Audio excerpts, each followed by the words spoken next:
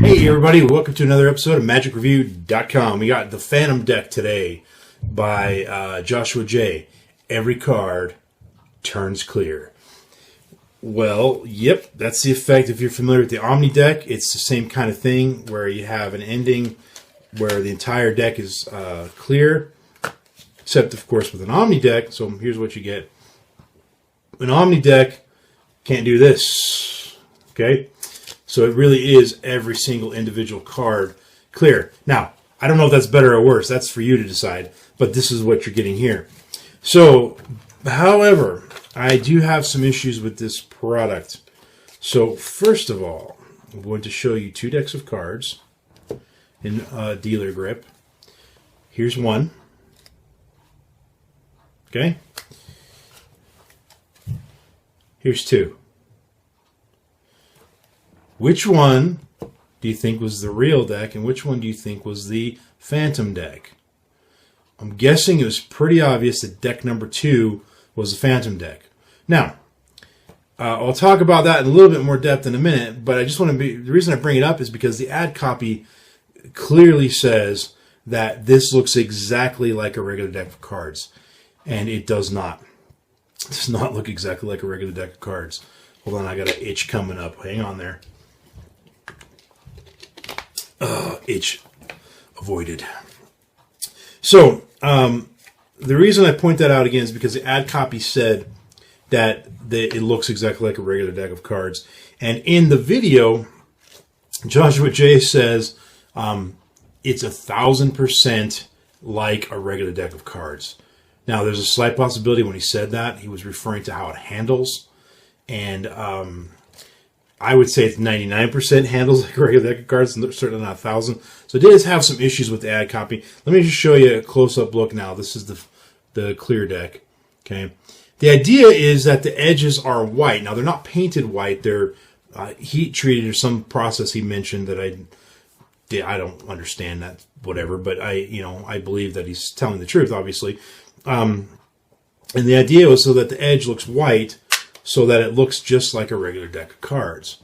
But as you can see, there's a little bit of a discrepancy here. And if you look at the corners, and particularly on this, they look like they're chipped. It's not quite focusing the way I want it to, but they look like they're chipped, and they look damaged. And so, now I don't know if that just makes it look like a worn out deck of cards or not, and maybe that's fine. And here's the thing. There will never, ever be a time, ever, doing any tricks that I can think of with this where they're going to just see this image, where they're going to have them side by side. They'll just never see that. It's typically the kind of thing where you swap the decks and, they are taking their card, and now this is the deck here with just one. And they're taking their card, and of course, the angle would be better, but just because of the camera, I got to expose it, but it wouldn't be exposed. But they'd be taking their card and putting it in the center of the deck like that. And, that's a very convincing illusion that it's just things are the way they should be. So I don't think it's a huge problem that the deck doesn't look the way it's supposed to. And he even mentions in his video that you're going to have these little nicky things here. So anyway, just wanted to point that out. It doesn't quite look like a regular deck. It does pretty much handle like a regular deck. I mean, I can do some, cuts here, and it feels pretty good. It's a little awkward at this angle here, but, dribbling. And again, you would never necessarily do this in a performance, but just to prove the point that he was pretty much accurate, that it does handle like a regular deck, except I can't Pharaoh these. Oh, maybe I can. Look at that. I think I just did. So yeah, it handles pretty much like a regular deck. So the audience isn't going to feel anything weird when they're holding it overall. So anyway, that said, this is a pretty solid product, just the deck itself. The question is, do you have a routine that requires a transparent card or a block of transparent cards or not? If you don't have a routine, you're really not going to learn one on the accompanying streaming video. The video is pretty awful, actually, guys. The sound was so bad that I almost turned it off because I couldn't hear it. And I was like, I'm not going to sit through a half-an-hour video with the sound this bad. I had my speakers on my computer on full blast, and I had the video volume. It has its own separate volume. I had that on full blast, 100%, and I could still barely hear him. So it's not my computer. In fact, when I turned off the video and I pushed the play button on my music, I'd forgotten that I had the volume up so high, and the music blasted me, scared the crap out of me. So it's obviously not my speakers on my computer. It's something with the video. The video lighting was not as good as other products that I've seen from Vanishing Ink. The camera work was even a little shoddy. I mean, it just wasn't a very well produced video, which surprised me, frankly. So I had some issues there. There's a couple things like, for example, he talks about the best. There's two main ways that he feels you can do this, the deck switch, which is one, while you're giving instructions to the spectator, or two, while an effect is happening. And he prefers that you do it, in his mind, he thinks the better way is when you're giving instructions, because then it's the effect of the cards becoming clear is the effect. Whereas if you do it while they're having a magic moment, then the cards becoming clear is a second, like a kicker ending or whatever, and it's not the main effect. So I'm fine. I'm not agreeing or disagreeing with his philosophy there, but the reason I'm bringing this up is because he then says, okay, let me show you how to do it, each of those kinds of switches. You know, the one where it's during instructions versus the one where it is during a moment of magic happening. And he does it wearing a jacket or a blazer or a sports coat or something like that. And then he says, okay, now what do you do if you're not wearing a jacket? And then he goes on to show only one of them switches, which is the one that he feels is not the best one, which is the one where you're doing it under an effect happening. He never shows you how to do the one he prefers when you're not wearing a jacket. I hope all that made sense, guys. I'm just telling you, there's some information left out there. Secondly, there's a bonus effect on there where you actually combine the Omni Deck with the these cards, a few of these cards, and there's a moment where you have the deck and you can't show anything. You can't show the top and you can't show the bottom.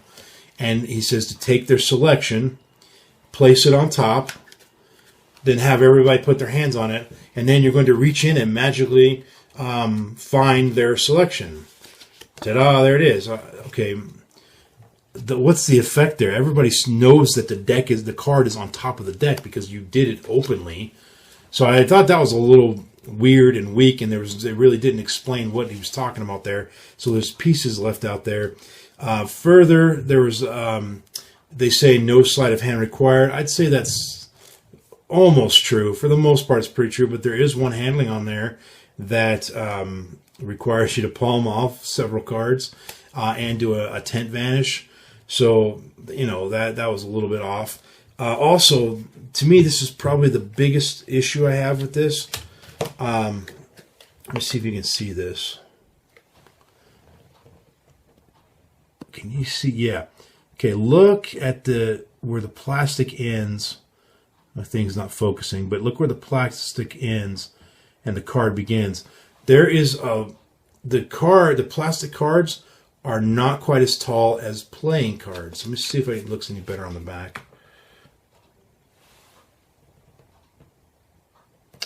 Yeah, it's kind of hard to see that there. Sorry, but there's it's very visible that there's a good, I don't know, an 1/8 of an inch, you know, maybe a 1/16 of an inch shorter than. In fact, if you have a Svengali deck, it's not quite as short as those, maybe, but it's close. And so the reason I point that out, it doesn't matter, nobody's going to see that, but it makes the handling of the cards a little bit trickier, because essentially when you put this in your deck, you now have a long card, and that could be good or could be bad. It's great for palming, right? And it's great for cutting right to the card.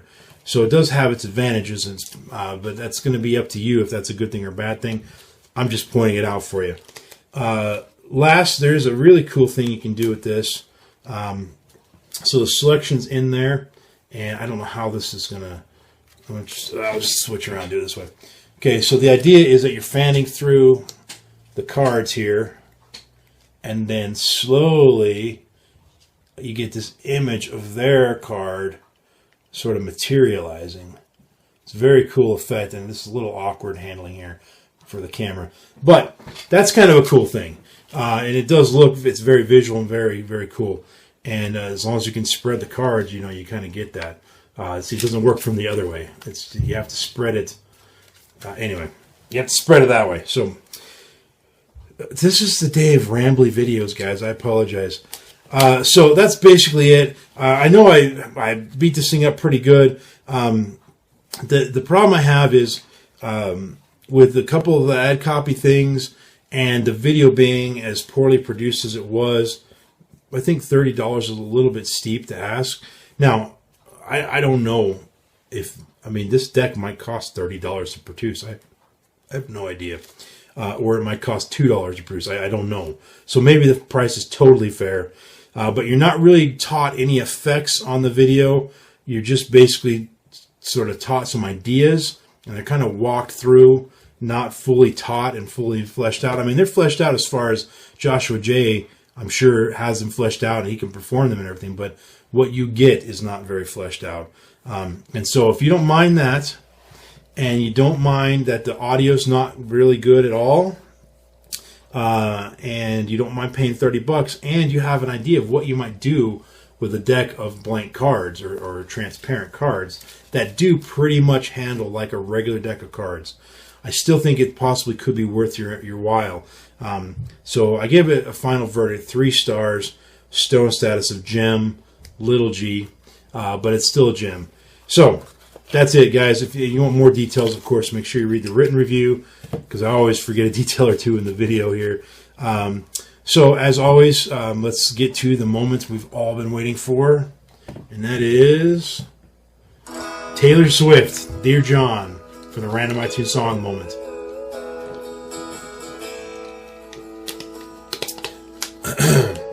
This song is about John Mayer, their breakup, and she says some pretty harsh things in there. I kind of feel bad for John Mayer, and I wonder if she feels bad about what she said in there. You know, she wrote it when she was pretty young, and you know, you never know. Maybe she was a little immature about her feelings back then. I don't know. Don't know all the details, all right? But maybe she felt bad. Or maybe not. I have no idea. Anyway, guys, thanks for watching. If you like this video, please subscribe to my YouTube channel. Just click the subscribe button. Super easy. And then go to magicreview.com if you're not already there. Click on the free magic link and put your email address in there, and you'll be entered in the monthly drawings for free magic. And it's stuff that I reviewed that I've given a 4-star rating or better, and you'll see on the free page exactly which video you could possibly win for that month.